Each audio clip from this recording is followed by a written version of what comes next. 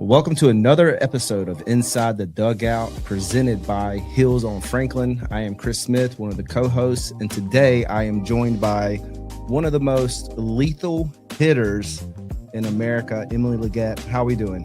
I'm good. How you doing? Good. Yeah. What's life like right now?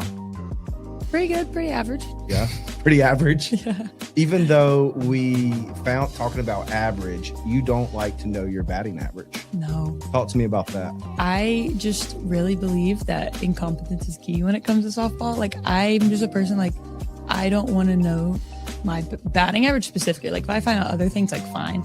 But, like, good or bad, I just don't like knowing it because then I have it, like, in the back of my mind, you know? So I'd rather not know it, like, for the sanity of myself. But then like that since high school. Like, I remember my mom was like, oh, you were 3 for 3 tonight. Like, you went blah, blah, blah. And I was like, why did you tell me that? I was like, I didn't. Like, I don't care. Not that I don't care, but I was like, I don't need to know. Truly. And I know we were talking off camera and you said someone tagged you in an Instagram post, last week or sometime, and you didn't know what it was, so you clicked on it and there was your batting average. What was that moment like? Was it just like, oh my God, did you have to do like some type of like superstitious thing to cleanse that, or? No, I just had to make sure. I think I put it on my like Snapchat private story. And so then 3 of my other teammates, because it was like the first thing I saw in the morning, it was like 10 a.m. My one class, on like Tuesdays, I don't have class till like 11. So it's like 10 a.m. I wake up, look at my phone, go to Instagram, I have a tag. I'm like, ooh, yeah, click it. Literally, like, I'm the first one on the left board. It's like Emily LeGette, blah, blah, blah, blah, blah, blah. And I'm like, okay. Swipe out really quick. Try to not remember the number. I could tell you the exact number. And so then I like posted on my private story, and 2 of my teammates that were on it and were like, oh my God, like, thank God you posted this, because I saw it. And they were like, no, I'm not going to click on it now. I'm not going to know. So it was kind of like reassuring that like I'm not crazy when it comes to not wanting to know your batting average. So that was nice. Yeah. I got a little reassurance with it. Yeah, definitely someone that's in media myself, as I meet other media people as well.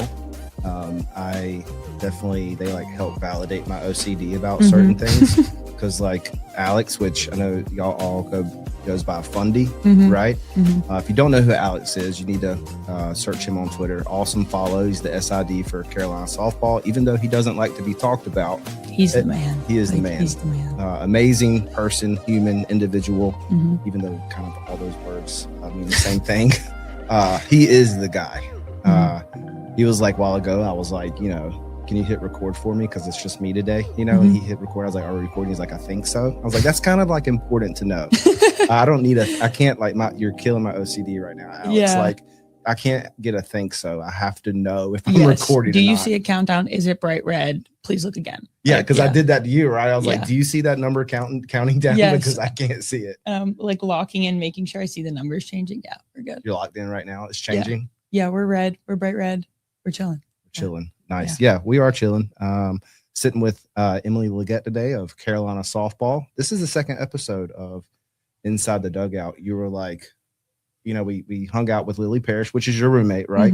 Tell me a little bit about that. What's that like? Awesome. Yeah. We talk about it all the time. So it's me, Lily Parrish, and Brighton Burns. And we talk about how it's literally like the most perfect pairing ever. Like, we all counter each other so well. We're like the same personality. And I actually live in the same complex as like 5 of my other teammates.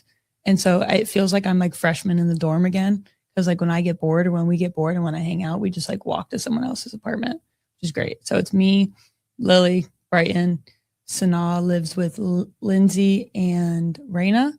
And then Kiwi and Bree Stubbs, who graduated a few years ago, also live there. So I literally feel like I'm like 18 in the dorm again, and I love it. Very nice. Very nice. Well, let's get to it. Is that cool? First off, welcome to Chapel Hill. I know we're already like 10 minutes in, and I am welcoming you to Chapel Hill.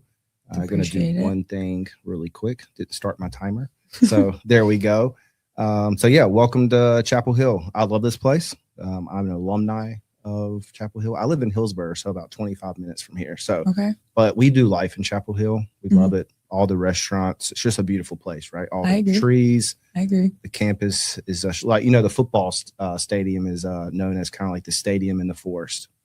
Is it really? Yeah. It's kind of like a nickname for it, because like when you come up to it, it's just all trees. All trees everywhere. Stadium. The trees were actually like my downfall of trying to figure out campus when I first got here, because everywhere I looked, I like couldn't see a building. I just saw trees and I was like, okay, I have literally no idea where I am.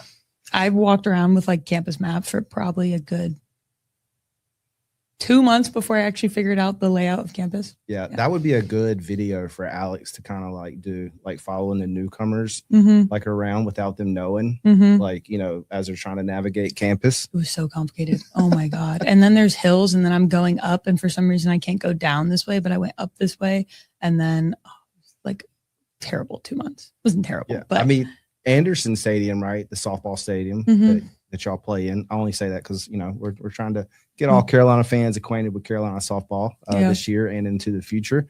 I think like a nickname could be Stadium on the Hill, potentially, because like it's very deceiving. Yeah. Okay, so what surprised you when you first got to Chapel Hill? About Chapel Hill. All right, this is like really dumb. So I'm from Florida. Like it's a very flat landed, like we don't have anything. The only hills we have are like the trash compacts, where it's just this big random hill, and it's where they burn all the trash. And so growing up, I always heard about Chapel Hill, like smart school and stuff like that. And I didn't realize till I got here that like Chapel Hill, like the school is actually on a hill. Like the school is a hill. And I know that's really dumb. We're like Florida girl, but like going up to softball is like the whole school is a hill. There's top of the hill, the restaurant. And then I clocked that's actually like the top of the hill, I'm pretty sure. Because then you just go down. So like all my life, I thought Chapel Hill was just like a name. Like I never knew Chapel Hill was like an actual hill. A lot of hills. Yeah. I like it. Yeah. I think you kind of got, you know, used to that, you know, hopefully at your previous stop, which we're going to talk about. But any like, you know, you're a couple months in now. How long have you been in Chapel Hill now? No, it's your first year. March, in September, October. 6-7 months. 6-7 months. What's like your one or two favorite places to go? If you just need a bite to eat, where are you going? For a sit down, like with your teammates or something. I thoroughly enjoy Sup Dogs. Me too. I thoroughly enjoy Sup sauce. Dogs. Yes. Let's go. Yes. Like I'm not a huge hot dog person either, but like when I go there, I've tried a different hot dog every single time, and like I like to eat, so I get 2 every single time, and then it's the same one. And I love Sup Dogs, and it's so convenient, nice spots. I like watching the games. I like looking at the little cartoons on the wall, like a little kid. Like I like looking, trying to figure out who everyone is. Love it. That's probably my top spot. So I know the guy that did those. Do you really? Those drawings. Yeah. Do you really? Yep. That's awesome. If you go on my my Twitter, I don't call it X. I just can't for some reason. Fair. But Twitter, and I know you don't probably get on much, but you do have a profile if you forgot about it. But if you go on my banner, that same artist actually created. Really? Mine. Yeah. So I'm actually like, I grew up in Greenwood, North Carolina, which is where East Carolina is. Okay. And that's like where Sup Dogs come from. Really? So I kind of got to experience it before everybody. Before it blew up. Yeah. So you basically put it on the map yourself.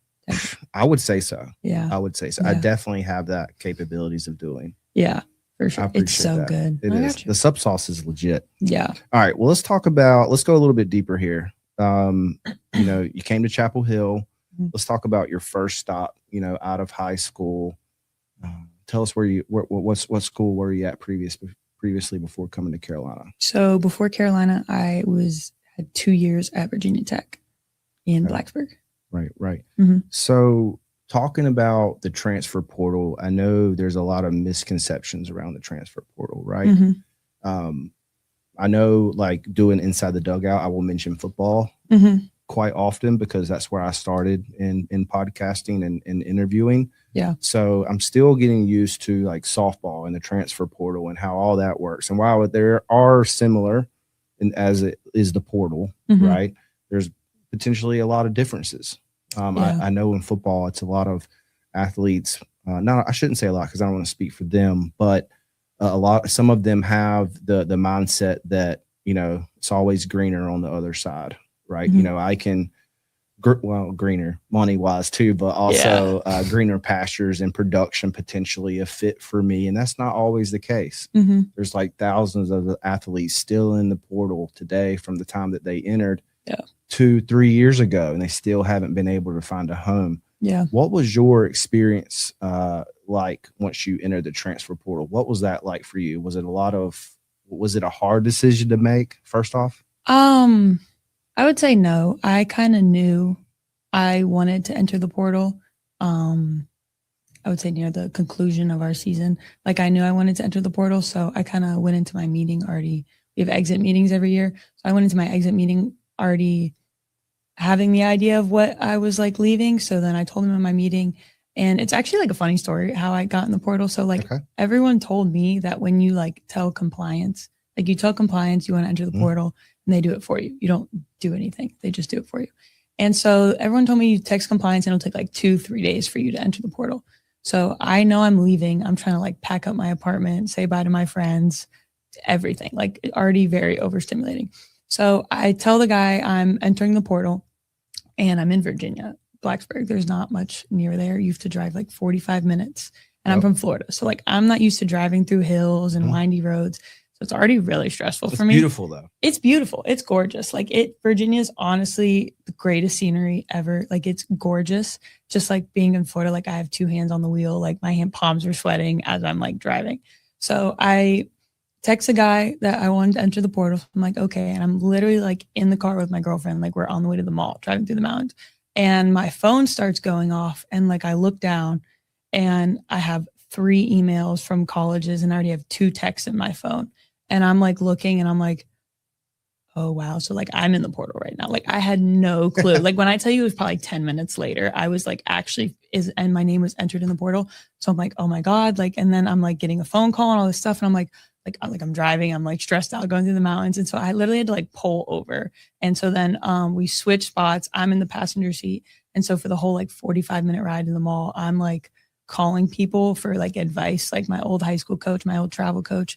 And I'm like, hey, so like I just entered the portal. I thought I had 3 days to prepare. I was like, can you give me like a rundown of like what I should like know, what to figure out, like blah, blah, blah. And yeah, so basically if you enter the portal, they say it takes 3 days.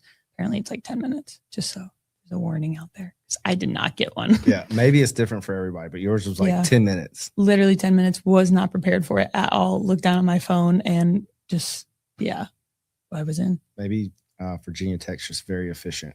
Yeah, they very efficient. I think his name was JD. JD, he was on it. He really was on it. Kudos to JD for being on it. Yeah. Can you tell us? You don't have to if you want to, but about how many schools reached out to you? I would say within that first day, I already had 7 schools like reach out to me, but I kind of had an idea of what I wanted in a program. And I had an idea, like that's the one thing is like my reality check to coming to college is like, you think you have an idea of programs, but once you're actually here, like, you know, all the insider intel, you know, all this, you know, all that. So I had like 7 schools reach out to me and I kind of knew, but I think by the end, I have a list somewhere in my phone, but I want to say it was probably like 18 schools, something like that, close to 20. Gotcha. Yeah. Yeah. You know, the transfer portal is wild. Mm-hmm. And it's, I think what a lot of people don't think about too, the transfer portal is also like a 2-edged sword because like for coaches, it's like very important because while, you know, you might be rival with Duke or, you know, in the ACC, right? Or, you know, might go up and end up one day going up against Texas. You know, a lot of people know each other. You know, this person knows that person and stories travel, right? So it's more important than ever that coaches run a clean program, care about the players because news travels quick, right? And if a coach reaches out to you and you already kind of have the down low, it's kind of like they're already out of the conversation before the conversation starts. Yeah. Because you're going to trust your friends, you know, the people that you've contacted already or if you don't know, you're going to ask. Yeah. And when I did, like anytime a team hit me up that I knew someone that went to, like I was texting them like, hey, like, how was it? How was everything? And especially ones that are like already graduated, like they tell you everything. So it's like, it's honestly so nice. Like it sucks the experiences some people have had, but the fact like it's been around so everyone knows and can like, you know, just reevaluate everything is great. But yeah, word does go around crazy in Division I softball. Did you have like a list already of schools that you yourself were targeting? Like, I hope this school reaches out. No, not really. Like I really went in blind. Like I don't know if you picked up like talking to me and just like about talking to Fundy. Like I'm really so go with the flow. Like I'm not a big planner. Like we're leaving for California on Wednesday. I'll probably start packing like Tuesday night. Yeah, I know. So you have to go to the store to get your stuff. Yeah, and it's Monday. Like you would think I would have bought my stuff like a week ago, 2 weeks ago. No, I'm very just like figure it out as I go type of person. So like entering, I was like, no, whatever happens, happens. Like, are you like that when it comes to softball though? Like the actual, like when you step on the field, or like whatever happens, happens. Like locked in. No, like I mean both. Like I'm locked in. Like I'm trying to control what I can control. But if something that happens that's out of my control, I'm like, all right, next one. Like just got to keep going. But like I do think everything happens for a reason. Strongly believe that. So like I know if something happens and I even don't like the outcome, I know in like 2 or 3 days like that had to happen for me to be here now. So have you seen the picture of you like leaned up against the dugout and there's like players behind you kind of like talking and you're just like, yeah. I love that photo. Me too. Because I stand like that every time and it's just like a comfort thing. Like I stand there with like my legs crossed and I'm just like staring at the picture. And then like I didn't clock it to the photo. I was like, I'm like so focused, but then so relaxed at the same time. And I'm like, I honestly like love that about myself. You'll just have like this mantra in your head. Like you just look so like locked in. Like you're about to like just take this pitcher's lunch money. Oh, 100%. Because we have, okay, so our like breakdown, this was one of the things I really love here is we have a thing called the kill zone. Okay. And so you have the person up the bat, you have on deck, you have in the hole, and then we have the kill zone. So right before I stand there and I have my legs crossed and I'm like staring at the pitcher, trying to figure it out, I'm sitting on a chair, head down, eyes closed, like visualizing like what I want to do this at bat, what the pitcher has, what pitch I'm going to hit. I'm visualizing everything, like calming myself down, praying, and then by the time I get to that spot, which is like that picture, like I'm calm, I'm zen, I'm just seeing what the pitcher is throwing my teammate, watching my teammate, and yeah. Pretty much like I'm ready to go at that point. Yeah. I know talking with Lily, if you haven't seen that episode, you can go check it out on Spotify and YouTube. Inside the Dugout with Lily Parrish that threw 2 complete games back to back and also then threw a no-hitter. She was like, you know, in live action at practice and Emily comes up and I'm pitching. I'm basically shaking in my boots. Did she really say that? And then like I kind of had a joke and then I listened back on it after her episode was live and I was like, that was super corny. I was like, I feel like you could like make a song out of that. Oh my God. Like who says that? It's like Woody from Toy Story who's like shaking in my boots or something like that. Yeah, he does. Yeah. Which is crazy because when we have like live in practice, like I think the harder part is like knowing the pitchers know like what is not your best pitch. Like they know everything about me. So honestly, as a hitter, like I'm sitting here trying to like, all right, here they know my worst pitch, so now I have to sit here and sit it and try to hit it. So I was like, it's honestly like we talk about this all the time, how like our pitchers like dice us up in practice, and then it really depends on the day because sometimes we get diced and then sometimes we're great, and there's like no in between. Like it truly depends on the day. I would love to ask you like, what's not your best pitch, but I don't want to give that out to opposing teams because they probably are like watching my interviews. Not kidding. Like we're gonna be checking Chris's inside the dugouts to get intel. Oh anyway, no, the intel is Carly Maxson. Like I think I do not have a single hit off Carly Maxson out of the entire fall, and I tell her that because she'll like come up with me and she's like, Emily, you're so awesome, and I'm like, you know, I like can't hit off of you, right? Like I truly like I think I have one maybe ground ball up the middle. I don't even think it was up the middle. Probably would have been fielded. I feel like while you should take that to heart, I feel like Carly just tells everybody that. Just getting that vibe off of her. She's probably like, hey, you're awesome. No, you're awesome. No, you're even awesome. She is. She's so like, oh, you're just so amazing. And I'm like, Carly. She looked good this weekend too when she came. Solid pitcher. I'm telling you. Love it. She chose the right color. She did. We all chose the right color. The whole transfer portal. Let's go back to the transfer portal a little bit, you know, and getting connected with Carolina. You know, you said in day one, you know, you had a few schools reaching out. Was Carolina one of those, or did it take a little bit time to get connected with Carolina? It took a little bit. I want to say it was probably like 3-4 days later when I first got in contact with Carolina. And my first phone call with Coach Lyon, I was literally, I think, 45 minutes to an hour. Yeah. And it was like, I think I somewhat knew at that point. But so right after that conversation, which was 45 minutes, it was kind of I think this might be the place. Yeah, like it was just such a good conversation. Like it had I have a hitting guy at home, and when I tell you, it's like they're the same person. Mm. So we're sitting there, we're talking about hitting philosophy, his philosophy. It's absolutely lined up with my philosophy. We're like laughing, just like talking about like everything. And it was my first phone call with the man, and it was probably 45 minutes to an hour. And I remember like hanging up and like walking back, and someone was like, "Oh, like how was it?" And I was like, "It was really good. Like it was really good. Like it was awesome." And yeah, it was just really knocked it out. So right after that, you knew that Carolina was the place, or like, did you field some other calls, or? No, I kind of knew at that point. I was like, yes, yes, like I wanted to schedule a visit. We were talking about like scheduling a visit. And I remember calling my mom. I was like, we need to go. Like, we're going. Like, she was like, "Are you sure?" And I was like, "No, we're going. Like, we're going on a visit." I'm trying to line it up. Like, it was like my priority visit list.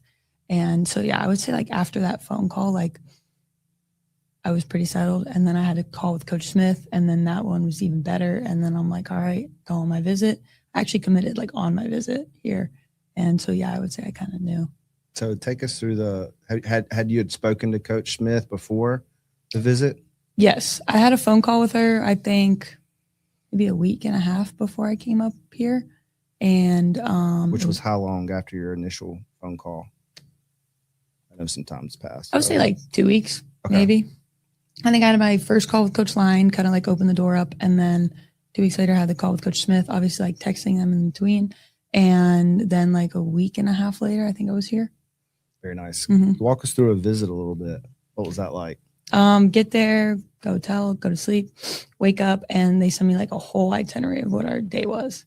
And so like I went on like a visit where they sent me like the itinerary, but this one was like color coordinated, like decorated. I was like, wow, like this is like really nice. So I knew what we were doing on the hour, by the hour, and I loved that. And so we go to breakfast. I meet all the coaches. We kind of all sit down, have a conversation. Like my family's there. I think we went to Carolina Coffee Shop. Very nice. Yeah. So been here since like forever. Mm-hmm. It was like a history. Like any place I went to, like I went to Carolina Coffee Shop, and then I also went to Sutton's for lunch. Gotta go to Sutton's. Yeah. So it was like a history tour. And then also Coach Smith's dad came on my visit and was like he did my like walk around tour. So I had like a first, he was like, I stayed here my freshman year. Breakdown so cool. Of like the tree that has like cement in it. So like I had a whole history walk down on my visit. And it was great because like I didn't know that, and like that was like my hint into like how history Carolina is, and like how rich it is. I love it. Mm-hmm. I like how he's involved, and he's like at every game. Oh, he's at every. I love that man. Herman. He was talking to the umps a little bit last game. Yeah, Herman's great. I wish I could hear Herman during the games, but I can't, and it makes me so sad because I hear he's like, it's him, and he gets really into it. Yeah, like he is into the games, and he's the first one to like hug me after too. And I just wish I could hear like Herman commentary during the games. Yeah, he was like, I'm not going to say what he was saying, but I mean, it was clean, but yeah, it was respectful. Everything he says is probably valid, Yeah, so we're all thinking it. Again, sorry to our viewers. I'm not sure why my screen keeps going black every 20 minutes. Hopefully it doesn't cut any of the conversation, but we're going to just keep rolling and hope for success. Yeah. There we go. So, we reached out to you, or we reached out to Alex. We wanted to sit down with you, and thanks for doing that, because you have just been on a absolute just tear. That's the word I like to use a lot when talking about sports. When it comes to you at the plate, I mean, awesome first base as well at first base. You're holding it down, but at the plate, I mean, of course, that's what people tend to first notice, right, in a player, how they're performing at the plate offensively. And just to read you some stats, I know you don't really pay attention to the stats. You did say, let's stay away from the average. So if you want to know Emily LeGette's average, you can just Google it, and it will be great. Just know that she is first nationally in her batting average and first in the ACC, because she's nationally, then she's first in the ACC. So in the average, hopefully that's okay to say. Yeah, I just didn't know that. But there you go. So you're not going to know any of these. So and then second in RBIs in the nation with 48, second in on base percentage nationally, 648. So all these stats are nationally. And then second third in home runs at 15 already. I know that number. Nationally. Yeah, there you go. And then here in the ACC, first average, first on base percentage, first slugging, first home runs, first RBI, first in total bases, first in sac flies, fourth in runs, fourth in hits. And then you have an active 16-game hitting streak going right now, a hit in the past 21 of 22 games. So dating back prior to, I think, coming here. Nope. Okay, all season. Okay, and then 22 multi-RBI games and 13 multi-hit games. What, like, is that what, comparing to last year, and then coming into this year, is this something that you knew you were capable of and you just needed an opportunity? I would say everything you just listed, that was not in my head at all. Right. Most athletes, that's not, right? Yeah. But of course, the public's like, oh my God. Yeah, like rightfully so, though. That's crazy. If I had flowers, I would give them to you. Thank you. I appreciate it. I did not know that, any of that. I'm trying to think of how to answer this. So, like, what's your mindset going at the plate? Let's start there. Mindset, like, I'm completely blank. Like, I'm hunting a good pitch. I'm trying to hit a pitch in the zone as well as I can and taking the ones I can't. Like, me and my teammates talk about this a lot, but like the best hitters, respectfully, are like the ones who don't think. And the best pitchers are the ones who think a lot and who are highly intelligent, but the best hitters are the one who don't think and just go and do. So like, I really just do that. I mean, you're thinking, you just don't quite know it in that moment, right? Yeah. And I say that respectfully because going back to the second game versus UVA this past weekend, you had the walk-off home run, right? I mean, you over the weekend, I believe you had four home runs, but in that game, the second game, you had 3 home runs and one was a walk-off. That at bat, you had to be thinking a little bit. I mean, I know you probably didn't know it, but what I mean by you said it, you were looking for that pitch because you worked that pitcher completely over. Yeah. And I know the game, so I knew that those foul offs were intentional because you were waiting for your pitch. Talk to me a little bit about that and that process. Yeah, so I went into that at bat knowing she worked rise and drop. And if it was a rise, it was kind of like up and away to me. So like I kind of went into that bat knowing if I got anything inside, it either was going to be a drop or a ball that was a high rise over my head. So I'm trying to remember. I go in looking for inside, looking for my pitch. And so when I got to 3-2, which I feel like that just magically happened. Like as a hitter, sometimes you go in, you foul a ball off, and then you're like, hey, Blue, what's the count? And he's like 3-2. I'm like, damn. Okay, cool. And I remember going in 3-2. So yeah, I kept getting those inside pitches, but those were ones like I couldn't get a hold of. So I'm just swinging, touching it, like trying to get it out of the way. And then luckily the walk-off one was just a little bit further out that I could get a hold of and go to. But honestly, I think when that ball was coming out of her hand and she was winding up, like I was blank. Like I was like, I'm winning this battle. Like there was no other option. Like I was winning it. Like, and I think I knew it in the moment. I was like I'm here, I'm on it. Like I got this. And luckily swung hard enough, squared it up enough that it went, and it was great. Oh, that was awesome. I love that moment in the game. I was here. So another question, are you someone that kind of studies pitchers heavily going into the matchup? Is that part of y'all's week with Coach Lyon, as the hitting coach? Walk us through that process. Well, you personally, are you someone that kind of takes that in and knows about it going into the game? Yeah, I'm more of a just what's their top 2 pitches? What's their spin? Do they work east to west? Do they work east to west, or do they go north and south? I just want to know their top 2 pitches, what they throw the most. So like rise ball, and what their secondary is a curve. And lefties typically 99% of the time do not get the same thing as righties. So I'm looking at the lefty stats, if they're working more outside, inside, and what their first pitch strike percentage is. But then other than that, like they'll give us papers with like every single count, what ball they'll throw in this count, if they're ahead, if they're behind, what they're throwing. And I'm just looking at main pitch, secondary, first pitch strike, and if it's inside or outside, what they like to go to. I'm trying to hit their best pitch personally. So, yeah. elite discussion here. I love this stuff. It, like inside the mindset, like of the athlete. I love it. Yeah, I'm trying to hit their best pitch. So. What part of your swing or approach do you think has allowed you to be so consistent this year? I know, like, I see you coming up.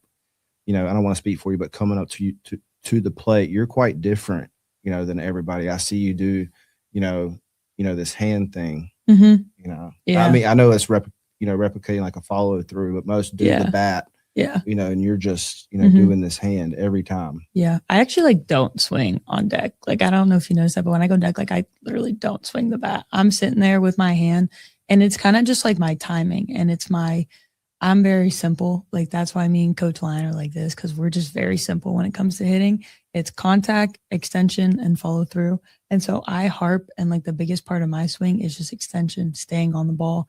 And so my little hand thing is me, outside pitch, I'm staying on the ball, I'm going through. So on deck, I'm sitting there, my bat's literally on the ground. It's in my hand, but it's sitting on the ground. I get in my stance, and I'm getting my timing down with my front hand.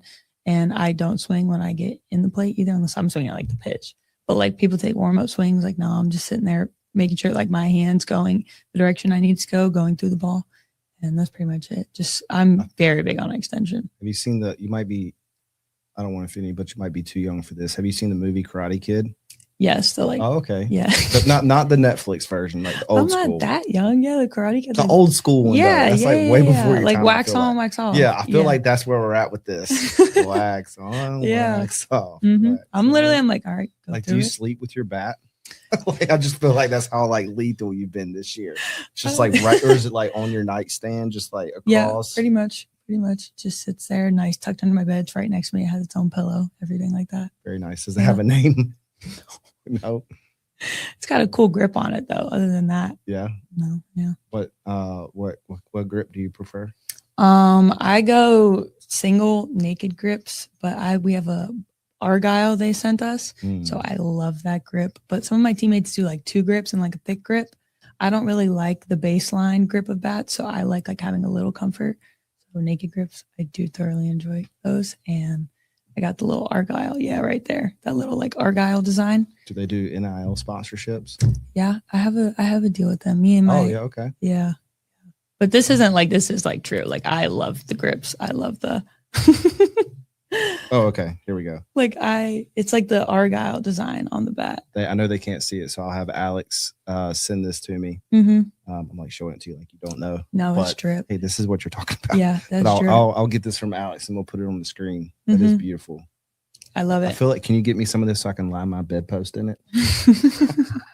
My wife would love that. It's awesome. I love it. Hey, she loves Carolina too.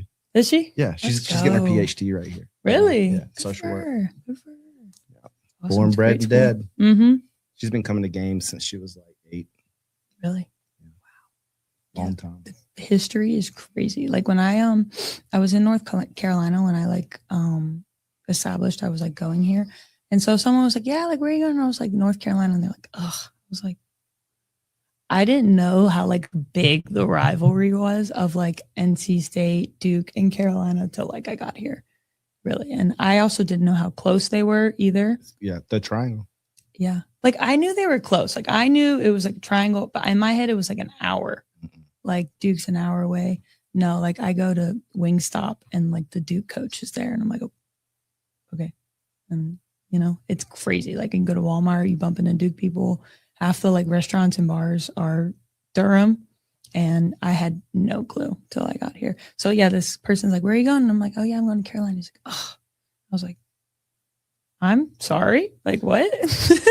He was a Duke fan, so I was fair. I get it now. But freshly before I got here, I was damn. It's rough. Yeah. And people don't really realize too, how close Wake Forest is. Oh, sorry. Yeah. Wake Forest is close too. I had no clue. I thought it was maybe an hour. No, really close. I think Wake Forest is beautiful. Their campus and stuff. I've never been, but I've heard. Are y'all going to Wake Forest this year? They don't have softball. Oh. Yeah.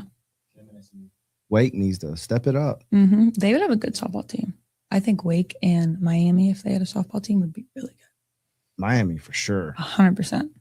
As someone who's 30, 45 minutes from it, they 100% would have such a good team, but they don't have a. Isn't that area known for baseball? Yeah. Well, I mean, then also, I mean, that trickles into softball, though, right? Mm-hmm. I mean, it's a big softball area too, right? No, the amount of people that would stay in South Florida and go to Miami to play softball, and the amount of people from up north who want to go play softball in Florida, they would be so good, but they literally just don't have room for a field. And it's like so much speed in that area. Because I know, like, I said we talk about football a little bit, or just mention it because that's how I got into this is that.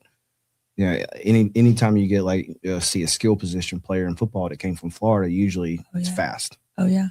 South Florida is different. Like South Florida athletes are different. Like I can argue with anyone on this.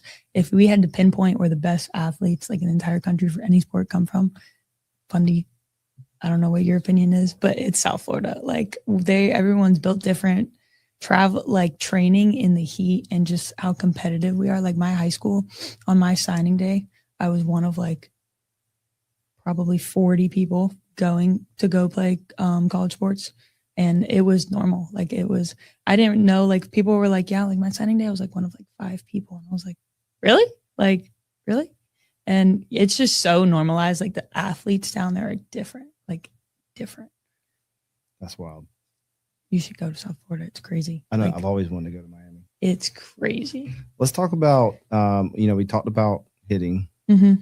Let's talk about this past weekend. Just incredible performance, 4 home runs, numerous RBIs. What do you remember most from that moment? Honestly, you can be honest if you want, because I kind of feel like I know where you want to go. You don't have to talk about you in this situation if you don't want to.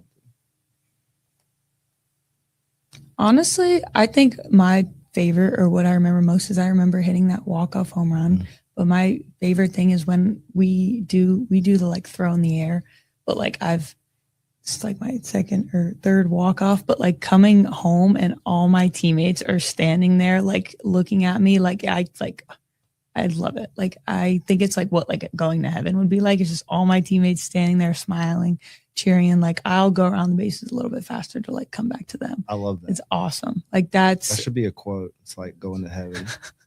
Like, this is what heaven looks like. It's just all my teammates at home. You're already kind of in it being in Chapel Hill. Oh yeah. 100%. 100%. Like, oh my God, I love them so much. Like, they're so awesome. I actually have a very close up video of that. I'll have to send it to you. I got one of your home runs, like I was filming, and they don't have any like netting or anything in the way. I have to send it to you. Okay. It's pure. Yeah. Actually, North Carolina's celebration is going around the internet right now, but it's from a video of last year. The toss up? Yeah. Which I know has to, drive Fundy a little bit wild. Like, hey, this has already been done so many times this year. So I actually commented on one yesterday. I was like, hey, here's one of Emily LeGette. Did you really? has that leads the nation and this, that, and the other. Here's check this out from this year. Yeah, it's crazy. Let's talk about the team as a whole. I know that was very important for you, coming through the transfer portal. But first, this team is off to one of its best starts, right, in program history. From inside the locker room, what makes, in your opinion, what makes this group so special? This group is just awesome. Like, we came in and I think half the team were newcomers and the other half were returners. But I would say after the first 2 days, like, you wouldn't have been able to tell. Like, we all meshed so well, and Coach Smith and Coach Lyon and our whole coaching staff makes it a point to like team chemistry. So we have like individual teams, and I'm on this team, Team Swoosh, best team here. But Team Swoosh is like, I got Reagan Jennings, Kenna Ray Dart, Carly Compton, Addie, 4 or 5 of us, Lindsay Lumsden, and it's people like I wouldn't interact with like on the field, because we're all like, it's pitchers, middle infielders, like Lindsay I'm with all the time, but like I have pitchers, and so it brings us all together. And like the amount of times we've had like team dinner at Coach Smith and Coach Lyon's house, and we're all just sitting on our couch, like it's like our second home. And it's like, it's not even like we're a team, like it's a family. Like, it's genuinely a family of like all different people. We all have one goal, one thing in mind. And we sit there in the clubhouse, and before like any, like before games, we'll have like breakfast and stuff like that. Like, we're here like 15 minutes before we were supposed to be, or just to like hang out. And we all have an Among Us do you know what Among Us is? Mm-hmm. We all have an Among Us addiction right now. So then we're all playing Among Us and sitting there yelling at each other. And then as soon as the game's over, like it's gone. I think I didn't know about that, but I think I learned about it in the past interview. With Lily. Our whole team has an Among Us addiction. It's like, okay, so like in the comments of like our feed too, like everyone calls, so like my name's like, it's random generated names. And so the very first time we went in, like my name's like Bear Sunken, Lily's Tangy Wreck. So like in the comments, it's like, oh, Bear Sunken's crazy, Tangy Wreck went off. And like my mom is like, what the heck is a Bear Sunken? Like, what is that? I was like, Mom, I was like, it's a video game. You just don't know. I was like, you just don't get it. But I was like, it's cool. It's cool. But yeah, we all have random names. So literally, like if you call, like say like Bear Sunken or like Tangy Wreck, like Lily's head will like whip around. Or like we all have the most random names, like Sanaa Thompson's Shore Bass. So if you're like, hey, Shore Bass, she'll literally turn and like look. And we all like reference each other based off of this Among Us thing. I'm going to get you to send me a list, okay, of all the names for the whole team. So when they go to bat, that's what I'm just going to start going by everybody. I don't know. I probably shouldn't do that because then I'll just get like, they'll be like, what? Wait, what? And then they'll probably like, yeah, like I strike out, they'll blame it on me, which you've only struck out once this year, which is crazy. Really? I didn't know that either. So probably 10 minutes ago when somebody said it. It's crazy. But no, like we literally all don't refer each other by our, like we all, like if I could sit here and write the list right now of like what everyone's name is and what it all is, because we call each other our like Among Us names, like on the regular. Like when we're playing the game, we're like, oh, like where's Reagan? No, like Intact Plus. Like Intact Plus is over here. It's, I don't know. And we're all 18, 19, 20 years old. Just a funny part. But let's talk a little bit about this coaching staff. You know, I keep running into people, like one of my intentions of, you know, doing these is just really spotlighting the athletes that you are. These stories deserve to be told. And the conversations, the more and more I'm around this facility, the more and more I see how it's so personal around here. You know, you walk through the front door in the coach's office, like right now, they're all in the same office and it's not closed. It's always open. I've been here since 11 or something like that. And it has not closed and it's 2:30 right now. That door is not closed. And every single player and it's y'all's off day, right, on Mondays, every single player that has walked through, their coaches, all the coaches have asked, hey, how are you? What's going on? What's up? Or like before they can even get that out of their mouth, the player is in the office. Yeah. Yes. What's that been like here? Tell us a little bit about like this coaching staff. It's awesome. Like it's something about walking in every day and you have 5 people like turning like, hey, how are you? Like it doesn't matter what mood you're in. It brings you up every single day. But it's awesome. Like just how personal they are and like they care about you as people other than like an athlete. And like one of the things they say all the time, which is like really helped like my mental coming in here and like my confidence, they're like, if you pop up with bases loaded, like, you know, we still love you, right? And I'm like, really? And they're like, yeah, like we do not care. Like you're a great person. Like they want to know like how your life is, what classes you have, you've like a test coming up. Like, and if you sit there and you can literally walk in there and rant for them for 20 minutes about nothing related to softball, and they will sit there and ask questions and be indulged. And then 3 days later be like, oh, like how was blah, blah, blah, blah, blah. And you're like, wow, you remember that? Yeah. Cause in life, like you come across those people that seem intentional, right? And then like you'll be in that conversation again with them maybe a few days later and you'll start going around that same conversation. It's like you never even had that previous conversation. Yeah. So it was more kind of just all an act. You know, it wasn't intentional, right? So like real intentionality is actually listening, taking it in, taking some of those stories and conversations home with you, thinking about them later. Hey, maybe how can I help? What was that like? Or, you know, so that's kind of what I'm hearing. It's all like real intentionality. Yeah. Like real people, really personable, mainly care about how you are as a person and who you are as a person before an athlete. And something to have that as like your head coaches and coaching staff is just amazing. That's awesome. Kind of tell us a little bit about, you know, during this segment about team chemistry, you know, what's outside of, you know, the games and stuff, what's the bonding been like? Well, I mentioned the Among Us thing. So I think that's a big team bonding. it teaches me how good some liars I have on my team. Like some of my teammates are such good liars. Like it's scary. Like, anyways, besides that, team chemistry and bonding, like it really in the fall, like we went to Coach Smith's house like 4 or 5 times and having like team dinner and playing games, and each team, like there's 4 teams, like swoosh, bats, heels, Rams, and they're all like in charge of like the games we're doing. And we all just like are all so competitive. Like each person on this team is so competitive in every aspect of life that like we'll sit there and like go at it about popping a balloon, who popped the balloon fastest. And like, we'll sit there and go at it with each other, but like, it's all out of love. Like every single person on this team is competitive, is like wants to build relationships with people, which I think is important. Like that was one of the things Coach Smith like really harps on, is like, we're a team. We're not just here for softball. Like we're a team. Like you want to have a relationship with every single member, all 26, all 25 girls on my team. Like I would make it a point to like have a conversation, like, hey, how are you? And like, I have 25 best friends, which is awesome. And like, I love that. Like, you know, it's just having a team that like you come in and like, I have not dreaded a single aspect of practice since I've been here for 8 months, I think. I don't know. But like, I literally have fun every single day, and every single day, like we're all here on our off day. Like I can so easily like not come in here on my off day and just like hop in my car and go home. But no, like I know I come in here, I'm seeing one of my teammates, I'm seeing the coaches, like I'm having some type of social interaction. And I love that. Like every day we'll come in here and like probably the whole team comes in here on our off day. And like, yeah, I've experienced it. Yeah. I mean, I can't name how many athletes have walked.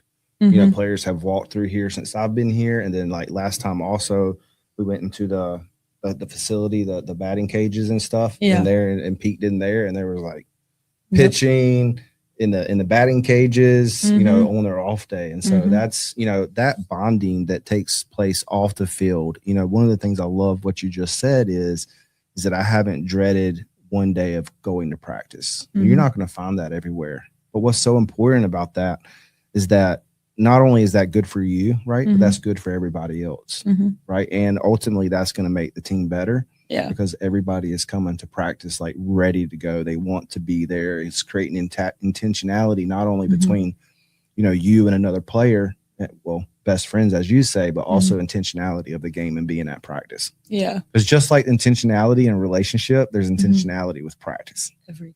And everyone's so competitive. So like we're pushing each other every single day to like get better. And then as soon as it's over, we're like laughing, like drinking in the dugout, like water break, of course, obviously. But we're in. I was gonna make a joke, like like drinking Gatorade, water. Like we're sitting there after the drill's over, like having our water break, just like talking, messing around, come back, mess around probably for like 30 seconds with like Autumn or Coach Smith or Coach Lyon, and then like, all right, let's go. And then we lock back in, get going, get doing what we need to do, and everyone's pushing each other every single day, and we get better every single day because of it. And it's because the type of people we are, the type of people like they've worked so hard to bring in and have this like bond and chemistry. Like it really just meshes so well together. I love that. Carolina dream. You know? Hey, there's a reason why. Have you heard the term? I mean, knowing Coach Smith and who she is, I know you've heard of this, the Carolina family. Right? That's really a thing here that we try to strive for, is really the Carolina family. Yeah. Love it. Let's talk about family a little bit, personal side. How did you first find softball? What was that like for you? So I was probably 5 years old, but I have 2 older siblings, and my older sister grew up playing softball. So like my mom always tells a story of like, I'm the youngest, so mom always tells a story of like being on the softball field, and like I'm like a little baby just getting like passed around the softball field, and she was like would look up and be like, where's Emily? And like someone's holding me, like, and I'm just like, so I literally grew up on the softball field, like watching my sister. She's 14 years older than me, so she's like 14U, 16U, like prime softball years, and like I literally grew up like around the field. And I mean, you're probably like in the box hitting your first homer at 7. Actually, like I don't think I hit my first home run until I remember it was at Monterey. I want to say like 8th grade, which I feel like now, so I was like 14, 15. I feel like nowadays, like people would think I hit my first home run at like 8, but no, like I was not a strong kid growing up. So it took me so long to finally hit like that first home run. Yeah, but I didn't hit my first one till freshman year of high school. Mm-hmm. It took a while. I had a couple of into Parkers. Yeah. My nickname was Bunny. Really? Because I was so fast. Quick? Yeah. Nice. But I wish they would have picked something else like Cheetah instead of like Bunny. Yeah. Do you have a nickname? They call me Leg. Leg? Yeah, like LeGette. Yeah. Leg. Like it's just different variations of LeGette, but like little leg, bear sunken now. But like literally like someone texted me the other day and was like Emily and said like, hey Emily. And I was like, who's that? No, I was like concerned. I was like, did I do something? I was right. Like yeah. So yeah, it's either little leg. Yeah. I have moments too like that because now, you know, doing this, right, and podcasting about different Carolina sports, and like during football season, we have like 3 episodes throughout the week, and now right now we have 2 or sometimes 3 if we have the coach's corner, which is every other week, right? Yeah. I'll be on like Franklin Street. It's like game day or the day before a game, like running errands or something like that. When someone was like, hey, are you Chris? And I'm like, what did I do? Are you law enforcement? I haven't done anything wrong. Not that I know of. Yeah. Probably Chapel Hill parking enforcement. Have you gotten not a speeding ticket, but a parking ticket yet in Chapel Hill? Not yet. Knock on wood. I've gotten one like 2 months ago. I still haven't paid it. Isn't it like $70? Like I heard it's like crazy. It was like $15 actually, because I was like parked in a parking lot, and they were like, it can no longer go up after 20 days. Okay. It goes up a little bit, but then after that, they can't keep raising it on you. So it's $15. So now I have like no incentive because it's like been capped out. Yeah. So I'm like, my wife's like, you need to pay this. You need to pay this. There's no rush. It's not going up. I'm just anymore. Like, yeah. Yeah, I guess. $15 is like unheard of. I know. I used to live in Colorado. And really? There was something I needed to get from the state when I moved back here. And I had like a year like parking infraction or something. They wouldn't let me get it until I paid that. And I forgot about it. So eventually had to pay it. So. Normally it's like you forget it's there. And then by the time it's brought up, you're in trouble or something, or you need something. You're like, damn, totally forgot. I know, right? Every time. So, you know, your brother serves in the military. I want to talk a little bit about that. You know, how much has that perspective? You know, well, first I want to, where is he at in the military? What branch is he in? He is in the Army, and he is a ranger in the Army. So he is currently in Savannah, Georgia, is where he lives at. Just a nice area, a little hot. But yeah, he is the coolest person I know, like genuinely. Because he's so good at it too. Like, I don't know how it is to be like good at stuff like that. But like the rankings he's gone up in the past, like after basic, like he went from 0 to like 100 so fast just because of his level of skill. See, that shows how humble you are. You just said, I don't know what it's like to be good at something like that. When literally, like, just read off all these stats. First in the nation. Yeah, but I'm just like hitting the bat with the ball. He's this is real life. He's throwing grenades, shooting guns. Like, that's so cool. Like, I just a bat with the ball. You're explaining like Call of Duty or right now. He's throwing grenades, shooting guns. He's clearing rooms, doing all this cool stuff. And like, I hit a yellow ball, you know? Like, my mom the other day was like, trying to think of another word. She was like, you're so cool, like your brother, or you're doing so good like your brother. And I'm like, he's literally like throwing grenades, doing all this stuff. And I was like, I just play softball. Like, you hit grenades or like bombs? Yeah. I guess so. The good wordplay. But no, it's awesome. Yeah. So he is in Savannah, Georgia, which is like 5 hours. So I've seen him a few times since I've been here, which is great.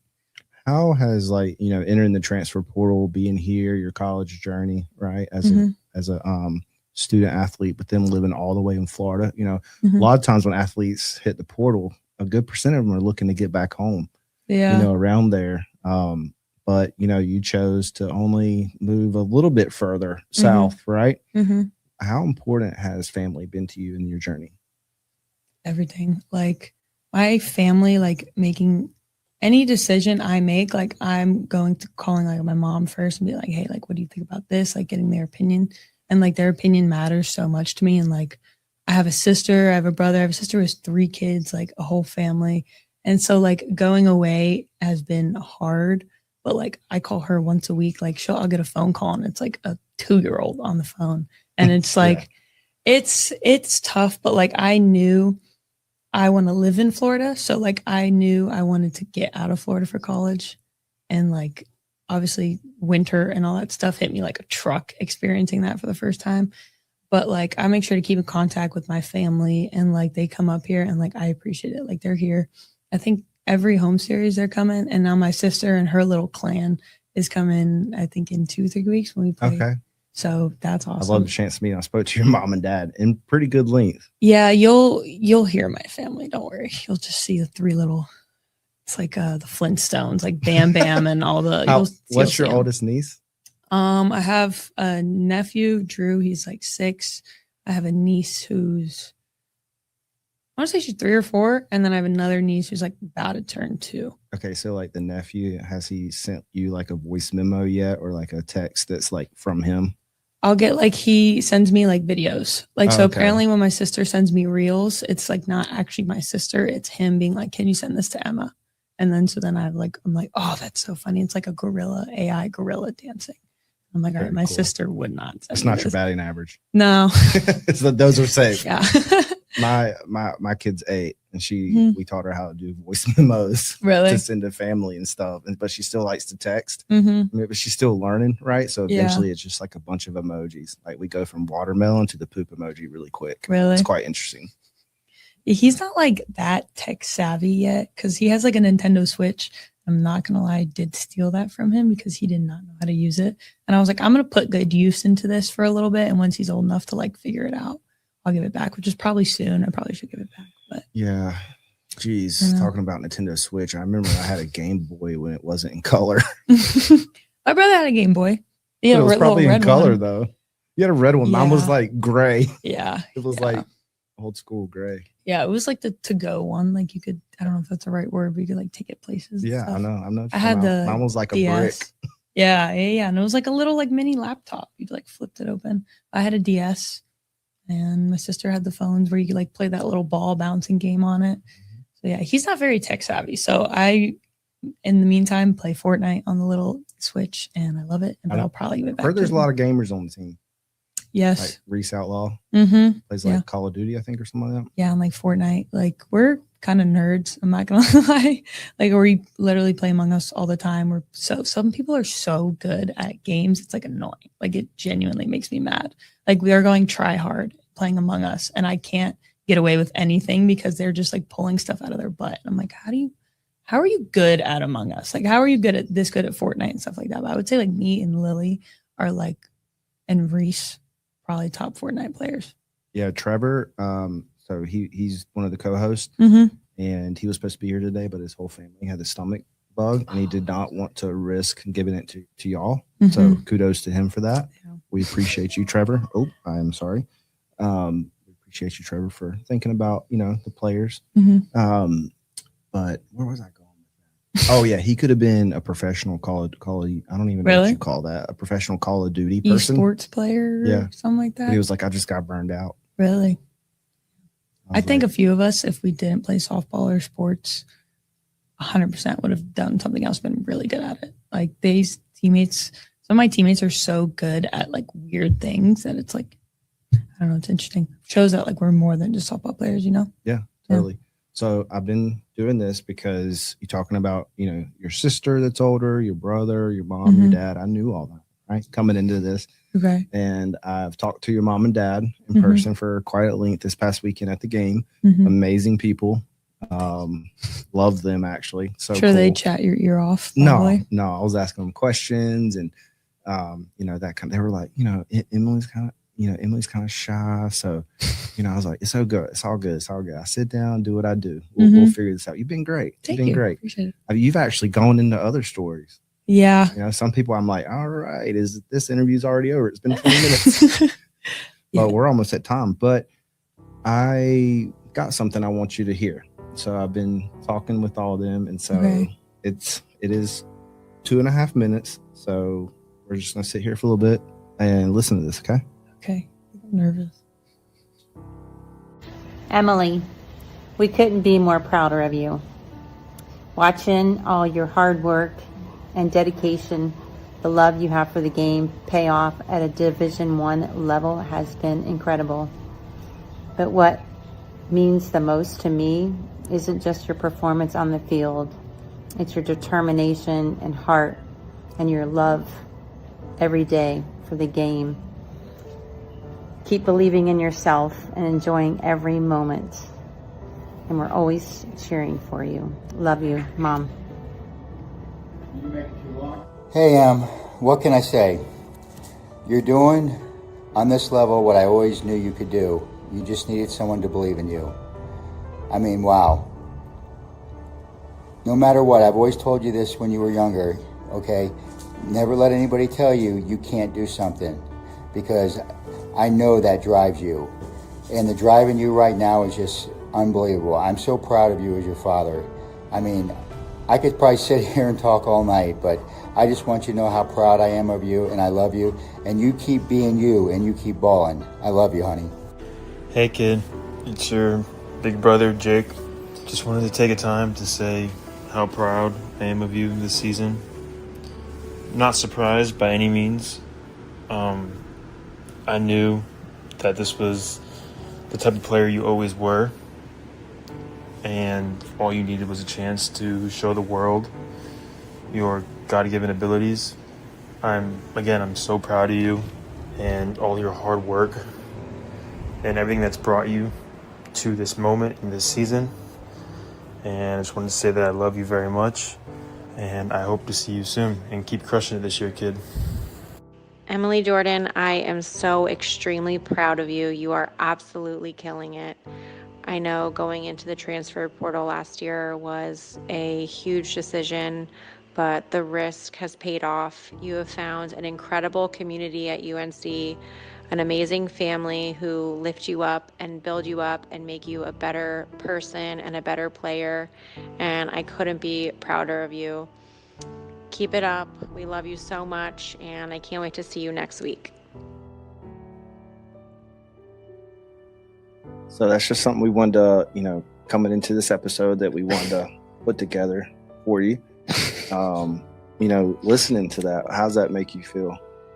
So, I try to talk about it. Like, I love them so much. Like, it's growing up with the support that they have given me and, like, pushing me. And,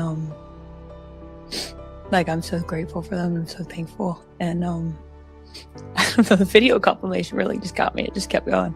But no, they literally mean everything to me. And, like, everything I do, like, after games, like, I love going out there and, like, having my parents, and, like, even after, like, we lost my Virginia, to Virginia, like, if you saw my dad, like, you'd have no clue. Like, he was just so happy, and, like, I was right there. like, oh my God, they mean so much to me. And I don't know, that was crazy. Like, that was so cute. I don't even it was think, so cute. I don't even think you talked about the game at all when you saw them right No. after the game. It's just like, hey, kid. Yeah. How was your flight? Like, I just want to make sure they were okay. Like, they got in okay. Made sure they settled in all right. And, like, oh my God, I'm so excited to see my whole family in, like, a week or 2 weeks. But, oh my God, trust me, like, you'll hear them. There's a lot of them. Your brother's coming too, or he won't make it? I don't think so. No, I think he's got a little busy. Yeah. But, yeah. Good. Well, I hope you enjoyed that. That's just something that we try to do from time to time when we sit down with players, and we'll be able to, give this to you so you can listen to it maybe, because I know, like, when you get on camera or post game or, on podcasts, this kind of like a front, but being a college athlete's not hard. I mean, not easy. It's definitely hard. I was like, wait. Yeah, it's not easy. Definitely at a place like Carolina, right? Yeah. Playing at the ACC, playing in the ACC, performing at a high level like you have, managing the workload, being in school. Carolina's tough. They don't take it easy on athletes, and making the trip to California. How, like, taxing is that in itself? Like, coming up and having to go all the way across the country and then come back and getting right to it. It's not fun. Like, I think we leave Wednesday at like 6 a.m. And then when we come back on Monday, we leave the hotel at like 4 a.m. and don't get back here till like 5 p.m. So, like, traveling's fun when you do it with, like, your teammates and stuff like that. But, like, a 5-hour plane ride, dealing with the time change, and you come back and you just have to, like, get back right into it. And honestly, majority of the time you have to kind of stay on our time, even though we're in their time zone. But it's not bad. just hydrate, get some sleep. I sleep literally whenever I can, so it's really not bad. I get a 5-hour nap basically on Wednesday, so that's good. Good. Last 3 questions. Let's talk Mm. about, your legacy. I know that, you came from Virginia Tech, but being here at Carolina, hopefully, this is your last stop, hopefully. What does it mean wearing that Carolina, script across your chest, mean to you now that you're a part of this program? It's everything, like the history that this program has and like the foundation that's already laid. Like people before me made this school the way it is. Like Coach Smith played on this team however long ago, and like all the players that came before me and built this foundation. And then now, like me and my teammates get to wear it across our chests and kind of just like keep proving people wrong, keep 'cause everyone's against Carolina for some reason. I don't know why. It's the best school in the nation. Just proving people wrong and wearing these beautiful colors and this great jersey. And it's really like you can't ask for anything better. You really can't. Love that. You know, talking about, being at Carolina, you're a junior, right? So, these last 2 years when your career is over here at Carolina and someone says the name Emily LeGette or by the nickname LeGoat, we're going to talk about that. I think we should do an NIL shirt with that. What do you hope comes to mind when they talk about Emily LeGette? Just the baller. Like, I don't know. I just kind of want to be remembered for like being a dog. Like that's what I try to do every time I go on the field, is just being hard to kill, being hard to get out. And I just want I love coming up the bat and like people are like, damn, that's what I'm trying to do. So like when I'm done here, like I want Carolina to just keep going. Like I want them to continue to get better and better. And if I'm a part in this journey that's going to get them to the World Series, and I want to go to the World Series, but like for others to like come here and see how amazing a school is, how amazing the coaches are, and how amazing this program is. And I'm just a step in this book, in this chapter. I'm just a step of it. I'm just a part of it. And I'm here just to make me and my teammates are here just to have fun, play ball. And at the end of the day, like I just want to be remembered for just being a baller, pretty much. I love that. And you're definitely becoming a hard out, because I think you had 3 back-to-back intentional walks this weekend, which I know has to be really frustrating, but it wasn't out. They put you on base, and now they got to face Shelby Barbie. Yeah, which why would you want to do that? Second on the team in home runs. Yeah, it's tough. Like you're telling me you're walking me, and then there's Barb right behind me. Like that's just a tough situation, regardless. And anytime when that happened, I'm dropping my bat, I'm taking my stuff off, and I'm smiling and looking at her, and I'm like, dude, you got this. Like you got this. Like, come on, you still got to face Barb. Like, are you kidding me? Crazy. It's a great lineup we have. I love all that we've talked about in this legacy moment. But the last thing that I wanted to ask you, one of the reasons that we do this, is for many reasons. It's definitely spotlighting y'all and hoping that Carolina Nation starts to learn about this program more, with the program being off campus, Anderson Stadium, the facility, all off campus, right?